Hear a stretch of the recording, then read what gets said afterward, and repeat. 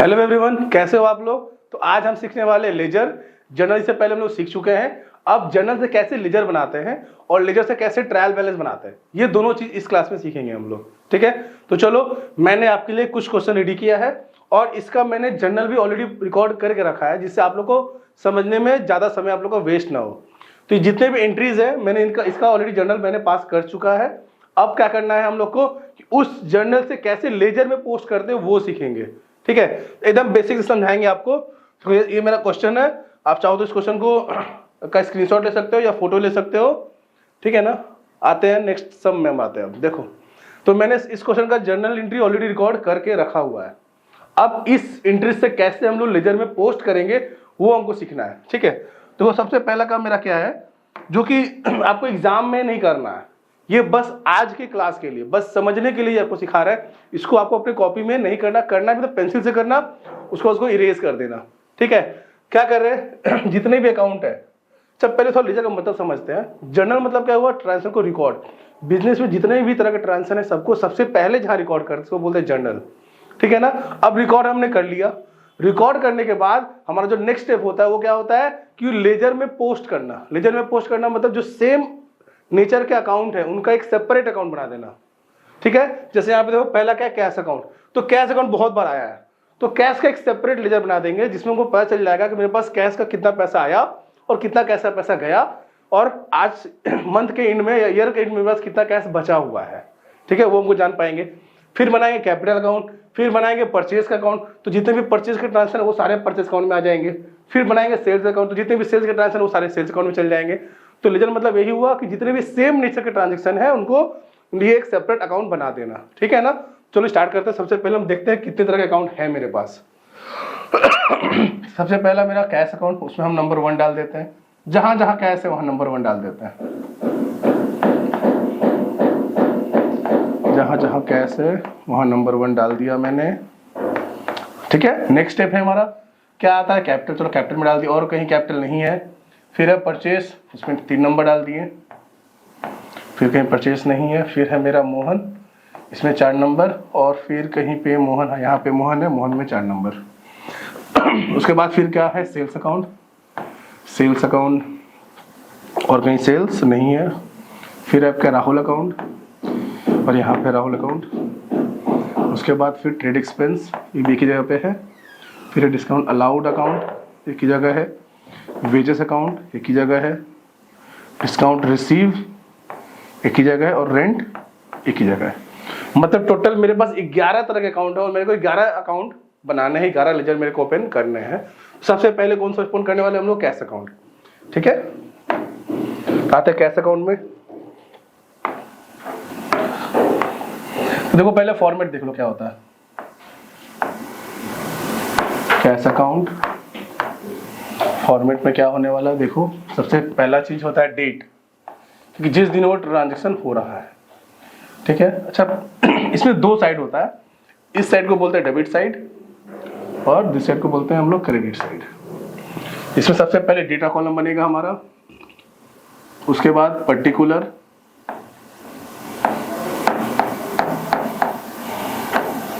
उसके बाद journal folio, और उसके बाद अमाउंट।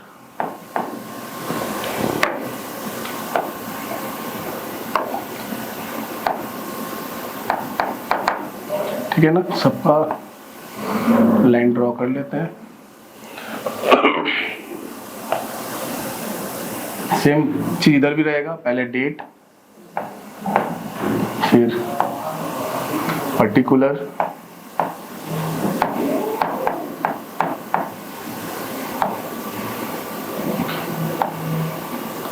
जनरल फोलियो और अमाउंट। ठीक है, ये रहा मेरा फॉर्मेट, और यही फॉर्मेट आपको सबके लिए बनाना है। लेजर में सबका सेम फॉर्मेट है, कुछ अलग नहीं है। ऐसा नहीं कैश अकाउंट के लिए अलग फॉर्मेट रहेगा, कैपिटल के लिए दूसरा रहेगा, नहीं, सब में सेम फॉर्मेट बनाना है, जिसमें 2 साइड होंगे। एक साइड को बोलते हैं डेबिट साइड, दूसरे साइड को बोलेंगे क्रेडिट साइड। ठीक है, तो जो ट्रांजेक्शन जहां का है उसको उस तरीके से हम लोग पोस्ट करेंगे। तो सबसे पहले कैश अकाउंट बना रहे हैं। देखो पहले आते हैं हम लोग अपने ट्रांजेक्शन में। देखो यहाँ पे क्या ट्रांजेक्शन था, पहला cash account debit to capital. तो आपको ध्यान क्या रखना है कि कैश अकाउंट बना रहे हैं ना, तो कैश के अपोजिट में जो है उसी को रिकॉर्ड करेंगे। ठीक है, जब हम कैश अकाउंट बना रहे हैं तो अपने बुक में हम अपना नाम नहीं लिखते, हम अपने बुक में जिसके साथ ट्रांजेक्शन हो रहा है उसका नाम लिखेंगे। तो पहले ट्रांजेक्शन में क्या है, कैश टू कैपिटल, तो मेरे को टू कैपिटल रिकॉर्ड करना है। ठीक, कैपिटल को रिकॉर्ड करना है अपने बुक में, ठीक है ना, क्योंकि मेरे पास जो पैसा आ रहा है वो पैसा कहां से आ रहा है, थ्रू कैपिटल आ रहा है, तो मेरे को कैपिटल अकाउंट को रिकॉर्ड करना है। ठीक है, तो देखो यहाँ पे ध्यान क्या रखना, कैश डेबिट में है या कैश क्रेडिट में है। देखो तो कैश किस में दिख रहा है, कैश डेबिट में है, तो ट्रांजेक्शन भी कहां पे आएगा, डेबिट में आएगा, और क्या बोल के आएगा, टू कैपिटल अकाउंट। ठीक है ना, जो ट्रांजेक्शन जहां पे है उसको उसी सब रिकॉर्ड करेंगे। क्या हो गया, टू कैपिटल अकाउंट। डेट दे देंगे, अप्रैल का डेट था, अप्रैल 1, अमाउंट 1 लाख। ठीक है, क्या किया मैंने, जो ट्रांजेक्शन जैसा है, जो ट्रांजेक्शन डेबिट में है, अगर कैश बुक बना रहे हैं, कैश अकाउंट बना रहे हैं ना, तो बस यही ध्यान देना कि कैश अकाउंट डेबिट में है या क्रेडिट में है। अगर कैश डेबिट में है तो ट्रांजेक्शन डेबिट में आएगा, कैश क्रेडिट में है तो ट्रांजेक्शन क्रेडिट में आएगा। ठीक है ना, पोस्टिंग क्रेडिट में होगा। फिर देखो नेक्स्ट आते हैं, चलिए इसका हो गया, सेकंड में आते हैं, यहाँ पे भी कैश अकाउंट है, यहाँ पे कैश क्या है, क्रेडिट में है, तो ट्रांजेक्शन में भी अमाउंट कहाँ पे आएगा, क्रेडिट में आएगा। ठीक है ना, इसको थोड़ा बड़ा कर देता, आपको समझ में अच्छे से आएगा।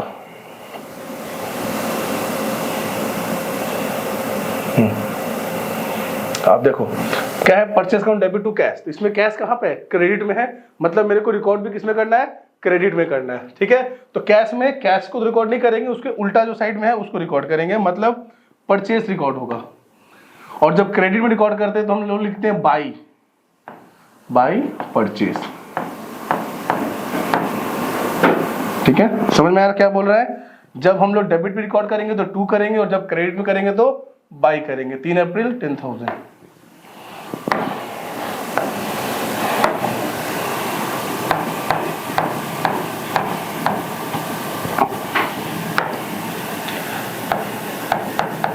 अप्रैल 3rd। थोड़ा बहुत आपको समझ में आने लगा होगा कैसे कैसे कर रहा है। फिर नेक्स्ट आते हैं, फिर कैश कहाँ है, कैश कहाँ है, कैश कहाँ है, तो कैश यहाँ है, क्या है, ट्रेड एक्सपेंस टू कैश, यहाँ पे भी कैश क्या है, क्रेडिट में, तो ट्रांजेक्शन कहाँ पे आएगा, क्रेडिट में, क्या बोल के आएगा, बाई ट्रेड एक्सपेंस। ठीक है ना, बाई ट्रेड एक्सपेंस।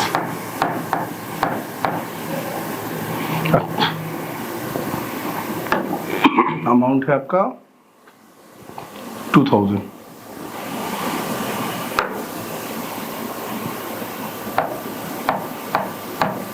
इसमें अकाउंट भी आप लगा दीजिएगा।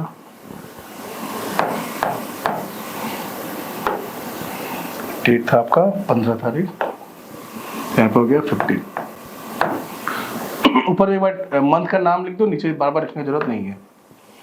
फिर कैश कहाँ है, कैश कहाँ है, तो नेक्स्ट एंट्री में कैश है। देखो ये थोड़ा सा अच्छा एंट्री है, ठीक है ना। क्या यहाँ पे कैश अकाउंट 3950, डिस्काउंट 50 और टू मोहन 4000। तो कैश के अगेंस्ट में क्या है, मोहन है, ठीक है, कैश अगेंस्ट में क्या है, मोहन, बट अमाउंट देखो दोनों में अलग अलग है। कैश में 3950 है और मोहन में 4000। तो किसको लेना है, यहाँ पे लोगों को कंफ्यूजन होता है, बस ध्यान के रखना है, हम बना कौन सा अकाउंट है, कैश, तो कैश में जो अमाउंट है वही लेंगे, जो मोहन में अकाउंट है मोहन के अकाउंट में आएगा। कैश के पास अमाउंट कितना है 3950, तो हमको 3950 को रिकॉर्ड करना है, क्या बोल के, टू मोहन। यहाँ पे कैश डेबिट में है तो ट्रांसफर किस में आएगा, डेबिट में आएगा, ठीक है ना। तो टू मोहन 3950, डेट है मेरा 20।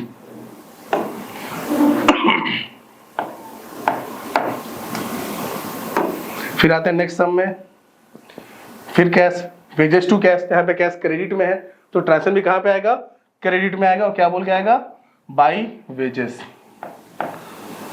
By wages. By wages amount है आपका 700।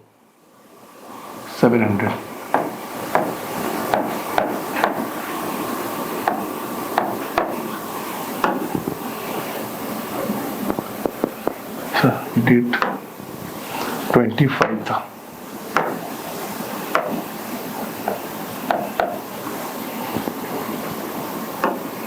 फिर उसके बाद देखो फिर आ गया यहाँ पे cash Rahul account debit to cash account to discount receive. तो देखो यहाँ पे कैश क्रेडिट में है और इसके अगेंस्ट में राहुल है, तो क्या आएगा बाई राहुल आएगा, क्योंकि कैश क्रेडिट में तो क्रेडिट साइड में अमाउंट जाएगा, बट अमाउंट कितना आएगा 7,700, 8,000 नहीं आएगा, बाई राहुल अकाउंट 7,700। अमाउंट था आपका 27 तारीख 27। फिर आपका rent account debit to cash, यहाँ पे भी कैश क्या है क्रेडिट में है, तो ट्रांजेक्शन क्रेडिट में आएगा और क्या बोल आएगा by rent, by rent account 1,500 30। ठीक है, देखो मैंने कैश अकाउंट कंप्लीटली प्रिपेयर कर लिया। एक बार आपको वापस से रिकैप देते हैं कैसे क्या क्या मैंने किया है।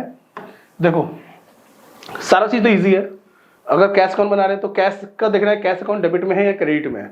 अगर कैश अकाउंट डेबिट में है तो ट्रांजेक्शन भी किस में आएगा, डेबिट में ही आएगा, लेकिन उसके अगेंस्ट में जो है उसके अपोजिट में जो है उसका नाम लिखते हैं हम लोग, ठीक है ना, पहला चीज। सेकेंड चीज, जैसे ये जो क्वेश्चन था, दो क्वेश्चन जो था ज्यादा अच्छा क्वेश्चन था, ये एक ये और एक ये, यहीं पे लोग कंफ्यूज होते हैं। तो देखो जब हम कैश अकाउंट बना रहे हैं तो भले हम 2 मोहन लिख रहे हैं, बट अमाउंट किसका लिखेंगे, कैश वाला, क्योंकि हमने 3950 लिखा, सेकंड भी आते हैं, तो यहाँ पे तो कैश अकाउंट है क्रेडिट में, तो कैश हम लोग क्रेडिट में लिख रहे हैं, बट अमाउंट कौन सा लेंगे, कैश वाला। हम लोग राहुल का अमाउंट नहीं लेंगे, भले बाई राहुल लिख रहे हैं, बट अमाउंट किसका लेंगे, जो कैश का अमाउंट है, ठीक है ना। अब इसको हम लोग बैलेंस करते हैं। क्या करेंगे, हमारा नेक्स्ट स्टेप क्या है, बैलेंसिंग। तो देखो बैलेंसिंग का मतलब सिंपल सा हुआ कि जो अमाउंट ज्यादा है, जो अमाउंट दोनों में ज्यादा है, पहले दोनों से टोटल करेंगे। तो टोटल करने से क्या दिख रहा है कि इधर में 1,03,950 है, इधर में 10-12, मतलब इसमें 20-22 हज़ार रुपया ही है, मतलब क्रेडिट साइड में अमाउंट जो है टोटल जो है वो कम है। तो मेरे को क्या करना है, जो ज्यादा अमाउंट है दोनों में, अमाउंट जो एक्सेस है उसी को दोनों साइड में लिख देंगे,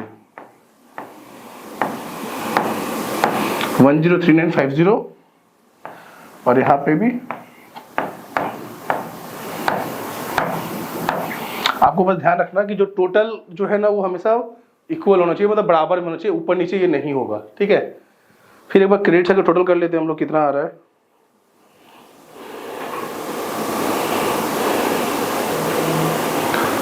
$12,700,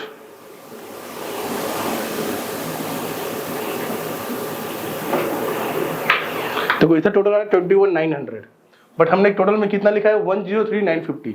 तो 21,900 में हम लोग ऐसा क्या लिख दे, ऐसा क्या ऐड कर दे कि 1,03,950 आ जाएगा, तो आ रहा है 82050। अगर यहाँ पे हम लोग 82050 अगर मेंशन कर देते हैं तो क्या हो जाएगा, मेरा एक टोटल जो है बैलेंस हो जाएगा, और इसी को हम लोग क्या बोलते हैं, बाई बैलेंस CD। और ये इसका डेट क्या होगा, उस मंथ का लास्ट डेट, जिस मंथ में लेजर पोस्टिंग कर रहे हैं या जिस ईयर का कर रहे हैं, उस मंथ का सबसे जो आखिरी दिन होगा उसी दिन में हम लोग बनाएंगे बाई बैलेंस CD। और ये कौन सा अमाउंट लिखे हैं, ये हम लोग लिखे हैं टोटल, मतलब जो टोटल माइनस ऊपर जितने भी सारे बैलेंसेस हैं। मतलब सिंपल समझो कि ट्रायल लेजर में क्या होता है, मेरे को दोनों साइड को बैलेंस करना रहता है, मतलब टोटल क्या रहता है, इक्वल करना रहता है। तो इक्वल जो करने के लिए क्या करेंगे, जो अमाउंट ज्यादा है दोनों साइड को ऐड करेंगे, ठीक है।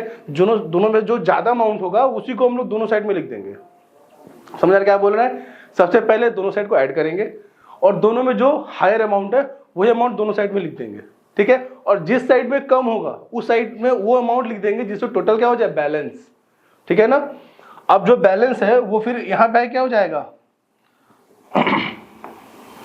इस मंथ में क्या हो जाएगा, मतलब अगले महीने में हो जाएगा टू बैलेंस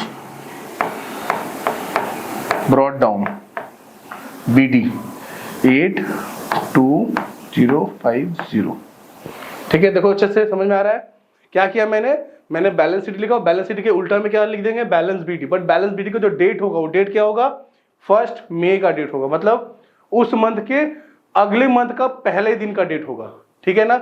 बस यही 2-3 चीज को आपको ध्यान रखना है। पहला चीज हम क्या बोल रहे हैं कि पहले क्या करेंगे, दोनों साइड को टोटल करेंगे, टोटल करने में जो ज्यादा बैलेंस आएगा, जो अमाउंट ज्यादा आएगा, हायर होगा, उसी को दोनों साइड में लिख देंगे, ठीक है। सेकेंड स्टेप क्या है कि ये देखेंगे कि जो साइड कम है उसमें कितना अमाउंट कम है, वो अमाउंट यहाँ पे लिख देंगे और उसके सामने क्या लिख देंगे, बैलेंस CD। ये बैलेंस CD डेबिट में भी हो सकता है और क्रेडिट में भी हो सकता है। जिस साइड कम होगा उस साइड में क्या लिखेंगे, बैलेंस CD। बैलेंस CD ये रिप्रेजेंट करता है कि उस मंथ का वो क्लोजिंग बैलेंस है। जैसे कैश अकाउंट बना रहे हैं ना, तो कैश का मतलब क्या होगा कि इस मंथ के एंड में मेरे पास इतने रुपए बचे हैं, 82050 रुपए बचे हैं, ठीक है ना। तो ये हो गया मेरा कैश अकाउंट। इसी तरह हमको सभी अकाउंट बनाने हैं, चलो फटाफट बनाते हैं। अब हम आपको फॉर्मेट नहीं बनाएंगे, बस सिंपल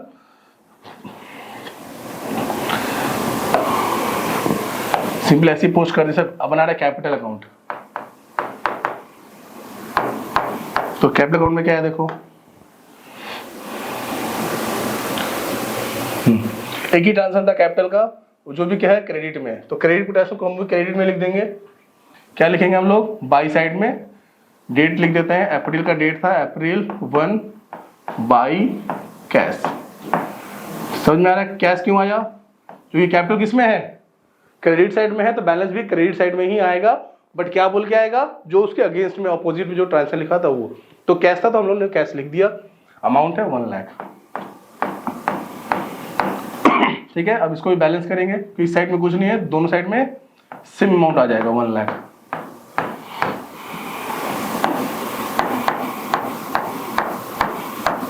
ठीक है, और जो डिफरेंस होगा उसको क्या बोलेंगे, टू बैलेंस CD 1 लाख, और डेट हो जाएगा इसका इस मंथ का लास्ट डेट 30 अप्रैल, ठीक है। और यही फिर उल्टा साइड में क्या हो जाएगा, 1 मई को by balance brought down 1 lakh, ठीक है। तो कंफ्यूजन मन में नहीं होना चाहिए, अगर एक साइड में बैलेंस नहीं भी है फिर भी टोटल को सेम करना है। समझ में आ रहा है, जैसे इस साइड में सिर्फ क्रेडिट में बैलेंस था, कोई दिक्कत नहीं, टोटल हायर कौन है, क्रेडिट साइड, वही अमाउंट दोनों साइड में लिख देंगे और डिफरेंस लिख देंगे टू बैलेंस CD, और यहाँ पे आगे by balance BD।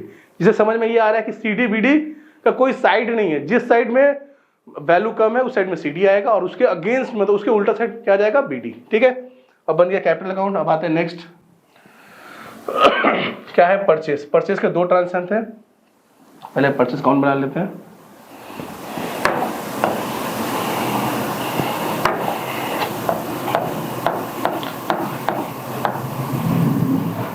Purchase account,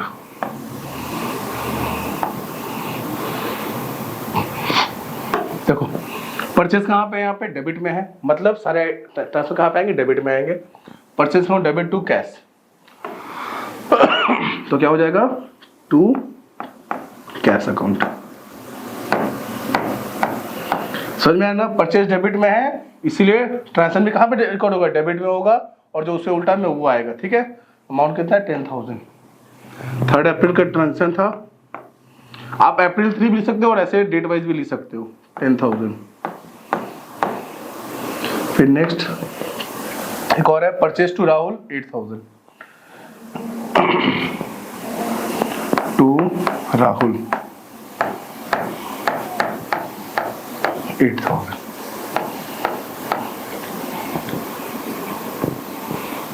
date है 10 तारीख का, 10th, ठीक है। अब देखो इसको भी बैलेंस करना होगा, हालांकि परचेज को बैलेंस करने का रिक्वायरमेंट नहीं है। क्यों नहीं है समझो, जो भी पर्सनल अकाउंट है और जो रियल अकाउंट है इनको बैलेंस करना कंपलसरी है, बट जो नॉमिनल अकाउंट के आइटम होते हैं, जितने भी इनकम और एक्सपेंस वाले आइटम होते हैं, उनको बैलेंस करना कंपलसरी नहीं है। रीजन ये है कि expense always debit, income always credit. Expense हमेशा डेबिट में ही आएगा और इनकम हमेशा क्रेडिट में ही आएगा, तो इसको बैलेंस करने का रिक्वायरमेंट नहीं है। आप चाहो तो कर सकते हो, करने से कोई गलती नहीं करेगा। समझ में आ रहा है क्या बोल रहे हैं, कि जितने भी आइटम जो रियल अकाउंट में आते हैं और जितने भी आइटम जो पर्सनल अकाउंट के हेड में आते हैं, इनका बैलेंस करना कंपलसरी है, मैंडेटरी है। लेकिन वो बैलेंस जो मेरे नॉर्मल अकाउंट के हेड में आते हैं उनको बैलेंस करने का रिक्वायरमेंट नहीं होता है, क्योंकि नॉर्मल अकाउंट के अंदर में आता है सारे एक्सपेंस और इनकम, और इनका सिर्फ एक ही साइड होता है, एक्सपेंस सिर्फ डेबिट में आएगा और इनकम सिर्फ क्रेडिट में आएगा, तो इनको बैलेंस करने का रिक्वायरमेंट नहीं है। पर अगर कर रहे हैं तो कोई दिक्कत नहीं है, ठीक है। हालांकि हम नहीं करेंगे, हम बस टोटल करके छोड़ देंगे। आप चाहो तो कर सकते हो, कोई इशू नहीं है।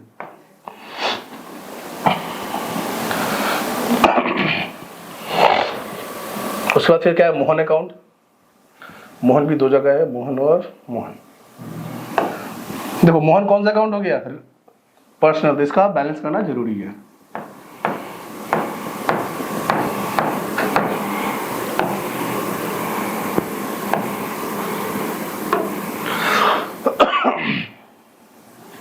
क्या है, Mohan account debit to sales, to sales है ना, मतलब मोहन डेबिट में है ना, ट्रांजैक्शन भी डेबिट में आएगा और क्या आएगा, टू सेल्स 4000,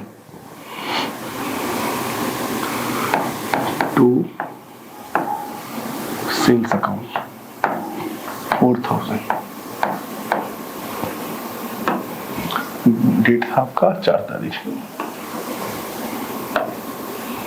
4 अप्रैल। फिर उसके बाद वो क्या है, मोहन का, मोहन के क्रेडिट साइड में और डेबिट में दो आइटम है, कैश और डिस्काउंट। तो by cash account, by discount account, discount allowed account. Amount आपका हो गया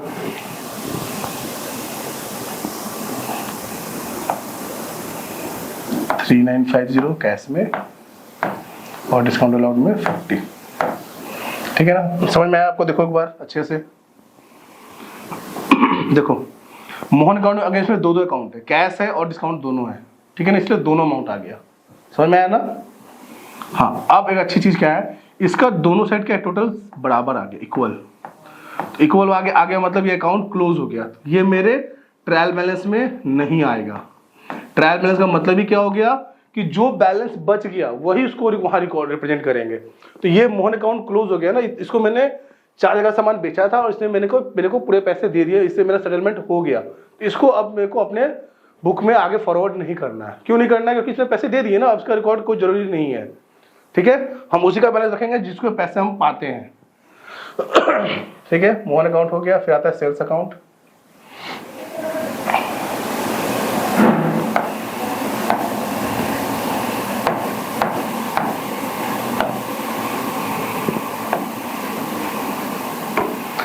देखो सेल्स क्या है, क्रेडिट में है, ट्रांसफर भी क्रेडिट में आएगा। क्या बोल जाएगा, बाई मोहन 4000, 4 तारीख 4 अप्रैल, बाई मोहन 4000। और कहीं सेल्स है क्या? नहीं, और कहीं सेल्स नहीं है मेरा, तो क्लोज कर देते हैं। कुछ नहीं। अच्छा, ये तो मेरा नॉर्मल अकाउंट है ना, इसको बैलेंस करके जरूरत नहीं है, बस इतना ही करके छोड़ देंगे।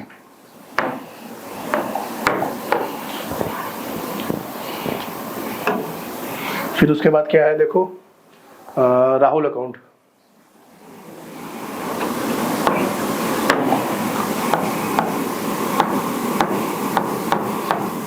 राहुल अकाउंट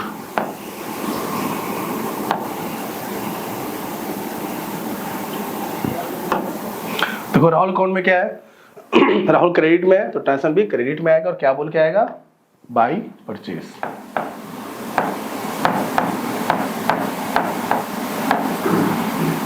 $8,000। अमाउंट कितना था आपका, 8000 और डेट है 10 तारीख 10 अप्रैल। फिर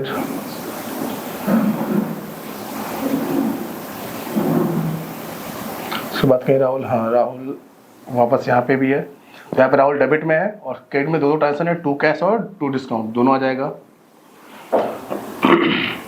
2 कैश अकाउंट, 2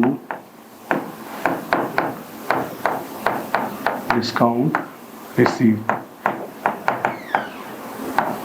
अकाउंट। इसमें 7700 और यहाँ पे 300।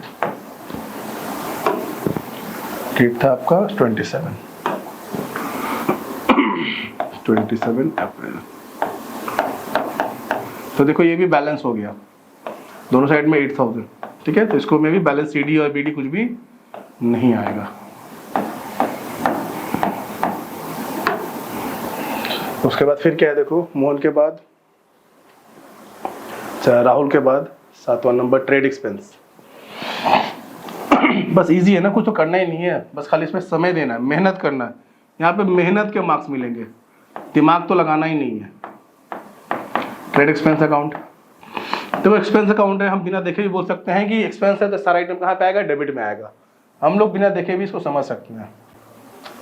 क्या है तो एक्सपेंस डेबिट में टू कैश 2000, अमाउंट डेट है 15 तारीख 15, तो 15 अप्रैल टू कैश 2000, ठीक है। टोटल करके छोड़ देंगे, क्यों? क्योंकि ये नॉर्मल अकाउंट है, कर दिए तो भी ठीक, नहीं किए तो भी ठीक।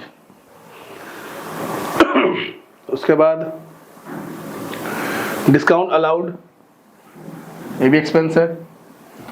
देखो अलाउड रिसिप्ट दोनों अलग अलग बनाएंगे, एक ही में नहीं बना देंगे। डिस्काउंट अलाउड, अलाउड भी क्या होता है, एक्सपेंस, ये भी डेबिट में ही आएगा। देखो डिस्काउंट अलाउड डेबिट में है ना। अब देखो, अब डिस्काउंट अलाउड में कैश आएगा कि मोहन आएगा, वो ध्यान देना है। तो देखो डिस्काउंट अलाउड डेबिट में है ना, तो डेबिट के साथ जो डेबिट है वो नहीं आता, उसके साथ अगेंस्ट में जो है, मतलब जो डेबिट में है तो उसका क्रेडिट में जो था वो आएगा। तो डिस्काउंट अलाउड में क्रेडिट में क्या है, मोहन, मतलब मोहन अकाउंट आएगा, बट अमाउंट कौन सा आएगा, डिस्काउंट वाला, ठीक है ना। तो टू मोहन और अमाउंट 50, टू मोहन अमाउंट 50,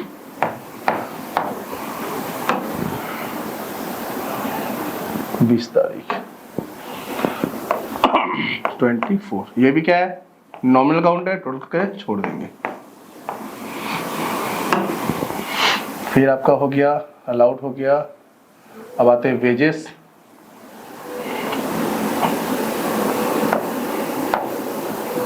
तो ये भी एक्सपेंस है, वन साइड आइटम सारा है, कोई दिक्कत ही नहीं है।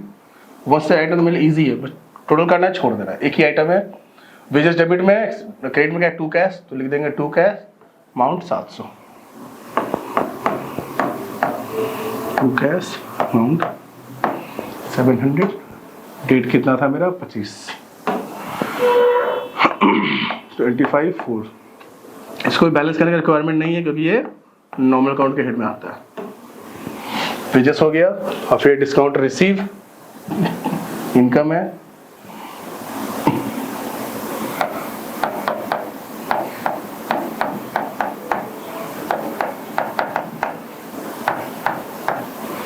Discount receive account,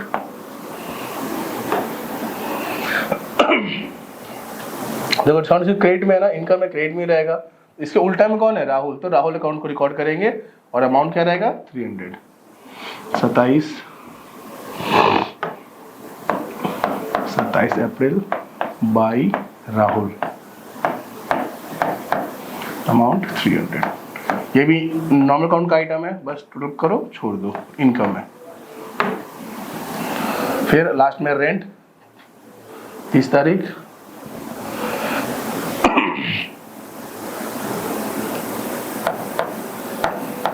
rent account 15 April to cash 1500, total कितना हो गया 1500, बस क्लोज। एक चीज समझ लो आप लोग, मैंने ऐसा नहीं किया कि जहां पे एक ही साइड में आइटम है उसको बैलेंस किया है, बैलेंस नहीं किया, ऐसा कुछ नहीं है। फिर समझो क्या बोल रहा है, पर्सनल अकाउंट और रियल अकाउंट इसको बैलेंस करना कंपलसरी है, बट अगर आएगा नॉमिनल अकाउंट उसको बैलेंस करने का रिक्वायरमेंट नहीं है, ठीक है। पर्सनल रियल में अगर सिर्फ एक साइड में आइटम है फिर भी बैलेंस करना है। समझा क्या बोल रहे हैं, अगर पर्सनल अकाउंट के हिट का आइटम है, रियल अकाउंट के हिट का आइटम है और उसका सारा बैलेंस एक साइड में ही रिकॉर्ड किया, फिर भी उसको बैलेंस करेंगे कि कंपलसरी करना ही है। लेकिन अगर नॉमिनल अकाउंट के हिट का आइटम है तो उसको रिक्वायरमेंट नहीं है, अगर कर दिए ना तो कोई दिक्कत नहीं है, नंबर नहीं कटने वाला है उससे। आप अगर कर दिए तो कोई गलत नहीं करेगा, आपको नंबर देगा बट उसका रिक्वायरमेंट नहीं रहता। जैसे देखो यहाँ पे जो कैपिटल अकाउंट है, हाँ कैपिटल, इसमें बैलेंस सिर्फ एक ही जगह पे था, क्रेडिट साइड, फिर भी इसको बैलेंस किए थे क्योंकि ये पर्सनल अकाउंट के हेड में आता है, ठीक है ना। चलो अब तो हमने सब कुछ कर लिया। अब हम लोग क्या बनाएंगे, इससे ट्रायल बैलेंस बनाएंगे, ठीक है ना। अब ट्रायल बैलेंस का रूल क्या है वो समझते हैं।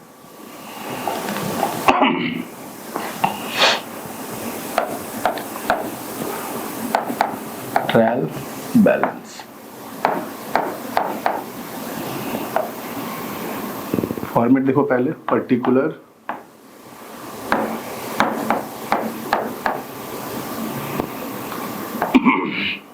डेबिट फिर क्रेडिट।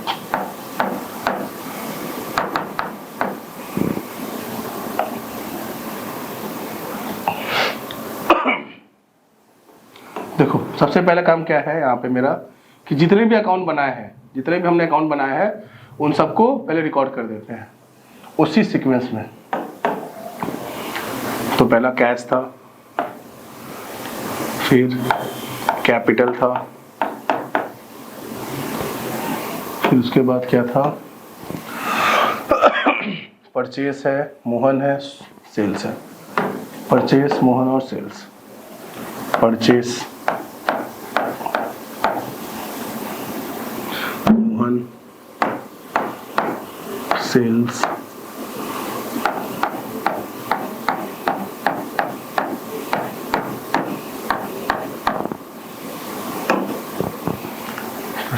फिर Rahul trade discount.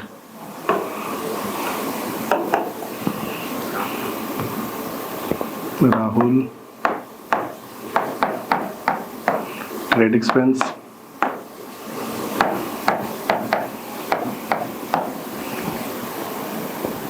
Discount allowed.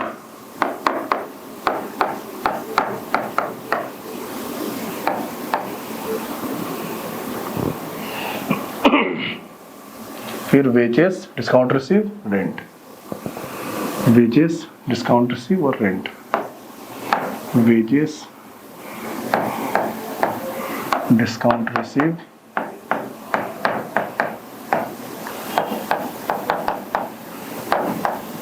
और लास्ट में आपका रेंट।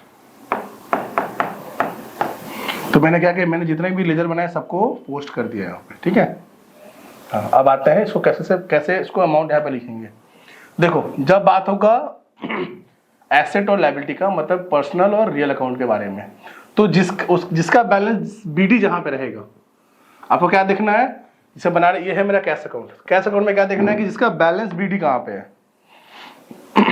क्या देखना है कि जिसका बैलेंस बीडी कहां पे है, जिस साइड में बैलेंस बीडी रहेगा उसी साइड में उसका अमाउंट लिखेंगे। तो इसका बैलेंस बीडी कहां पे, डेबिट में है, और अमाउंट कितना 82050। तो इसको हम लोग डेबिट में लिख देंगे 82050। 82050। समझ में आ रहा क्या बोल रहा है कि हमको जब बैलेंस ट्रायल में ट्रांसफर करते हैं तो कौन सा बैलेंस ट्रांसफर करेंगे, जो बैलेंस बच गया। तो बैलेंस कितना बचा 82050, और मेरा बैलेंस बीडी किधर में है, डेबिट साइड में। तो बैलेंस बीडी का जो साइड रहेगा वही अमाउंट कहां जाएगा, ट्रायल बैलेंस में, ठीक है। बैलेंस बीडी जिस साइड में रहेगा, अगर डेबिट में है तो बैलेंस डेबिट में रिकॉर्ड करेंगे, क्रेडिट में तो क्रेडिट में रिकॉर्ड करेंगे। ध्यान रखना टोटल को रिकॉर्ड नहीं कर रहे हैं हम लोग जो बैलेंस मिला उसको रिकॉर्ड कर रहे हैं, ठीक है ना। फिर आता है कैपिटल। देखो कैपिटल का बैलेंस बीडी कहां पे है, तो कैपिटल का बैलेंस बीडी आपका क्रेडिट साइड में, तो क्रेडिट में 1 लाख आएगा, ठीक है ना। कैपिटल में, क्रेडिट में 1 लाख। फिर उसके बाद परचेज। देखो अब एक्सपेंस है ना, तो एक्सपेंस का पता है, इस सारा बैलेंस डेबिट में, तो अमाउंट डेबिट में ही आएगा 18,000।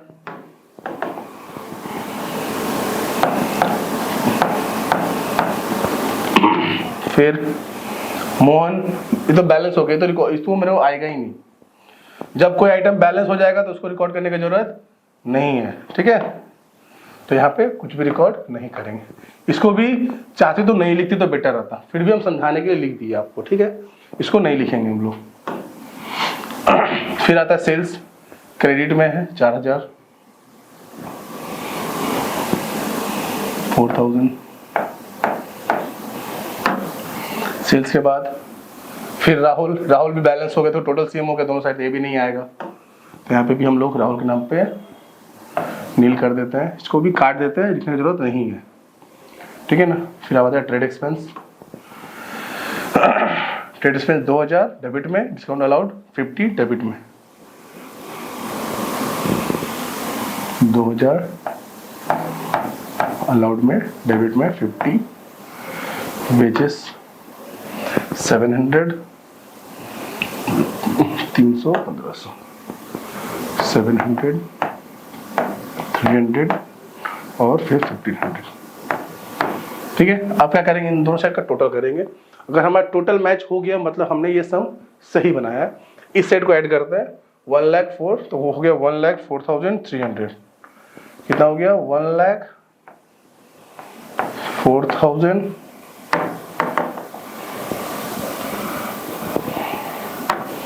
जो थोड़ा सा इसको उल्टा करते हैं, 1,04,300। इसको भी ऐड करते हैं, 82050 प्लस 18 तो हो गया 1 लाख।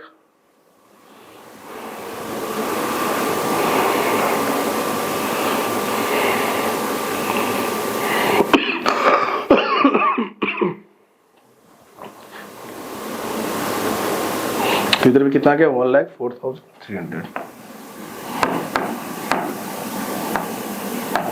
देखो मेरा दोनों साइड मैच हो गया, मतलब हमने ये सम जो बनाया था वो पूरा का पूरा सही है। ठीक है, तो एक बार ट्रायल बैलेंस को वापस एक बार समझा देते हैं। ट्रायल बैलेंस का सिंपल सा मतलब ये हुआ कि जो बैलेंस मेरा इस ईयर के एंड में बच गया उसी को यहाँ पर रिकॉर्ड करना है। ठीक है, जो बैलेंस नहीं बचा उसको रिकॉर्ड करने की जरूरत नहीं है, जो बैलेंस बच गया उसको मैंने रिकॉर्ड यहाँ पे कर लिया है। तो मेरा ये सम कंप्लीटली समाप्त होता है। इसमें मैंने क्या किया, पहले जनरल बनाया, आपको दिखाया, जनरल से लेजर बनाया, लेजर से हम लोग फिर ट्रायल बैलेंस बनाया। ठीक है, नेक्स्ट क्लास में हम लोग ट्रायल बैलेंस का डायरेक्ट सम्स करेंगे। ठीक है, और उसके लिए ज्यादा कुछ नहीं है, बस कुछ बातों का ध्यान रखना है कि जितने भी आपके एसेट्स हैं और एक्सपेंस है, इन सबको कहाँ रिकॉर्ड करना है, डेबिट साइड में। बस इसी रूल को दिमाग रखो, सारा सम बन जाएगा। और मेरे जो लायबिलिटीज है और इनकम है, इनको हम कहाँ रिकॉर्ड करेंगे, क्रेडिट साइड में। ठीक है ना,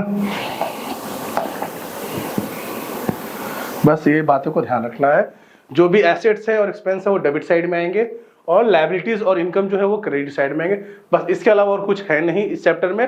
ट्रायल बैलेंस बहुत ईजी है। देखो जनरल से लेजर बनाने में सिर्फ समय लगता है, डिफिकल्ट बिल्कुल नहीं है। क्या क्या रूल हम आपको समझाएं, एक बार उसको रिकैप कर देते हैं फटाफट। पहला चीज क्या बताएं कि लेजर में रियल और पर्सनल को बैलेंस करना है। बैलेंस कैसे करते हैं, दोनों साइड को ऐड करेंगे, जो साइड हायर है वही अमाउंट दोनों साइड में लिख देंगे और जो डिफरेंस होगा उसको क्या करेंगे, बैलेंस सीडी। क्रेडिट में आएगा तो बाई बैलेंस सीडी, डेबिट में आएगा तो टू बैलेंस सीडी, और वही सीडी जो होता है अगले मंथ के पहले दिन क्या हो जाएगा, बैलेंस बीडी। ठीक है, और जब बात आएगा नॉमिनल काउंट का तो उसको बैलेंस करने का रिक्वायरमेंट नहीं है, हालांकि कर सकते हैं, कोई दिक्कत नहीं है, but as per rule requirement नहीं है। ठीक है ना, उसके बाद ट्रायल बैलेंस में पोस्ट कर देंगे, जिसका बैलेंस बीडी जिस साइड रहेगा, अगर रियल और पर्सनल का बात होगा तो उसको लिख देंगे, और जब नॉमिनल काउंट का बात होगा इनकम एक्सपेंस का तो सिर्फ टोटल जो होगा उसी को यहाँ पे रिकॉर्ड करना है। टोटल को बस यहाँ पे डेबिट साइड टोटल है, डेबिट साइड में लिख दो, क्रेडिट का टोटल है, क्रेडिट साइड में लिख दो, बात खत्म। ठीक है, उसके बाद फिर क्या है, अगर मेरा दोनों साइड मैच हो गया मतलब मेरा सम सही है, अगर मैच नहीं हुआ तो मतलब कुछ मिस्टेक है, हम उसको बाद में आकर रेक्टिफाई कर लेंगे। ठीक है, चलिए मिलते हैं नेक्स्ट क्लास में। नेक्स्ट क्लास में हम लोग ट्रायल बैलेंस का कंप्लीट सम्स करने वाले हैं, 2 से 3 सम लेंगे और फटाफट से कंप्लीट कर लेंगे। बहुत ही इजी चैप्टर है, तो मिलते हैं नेक्स्ट क्लास में, तब तक के लिए bye, thank you for watching.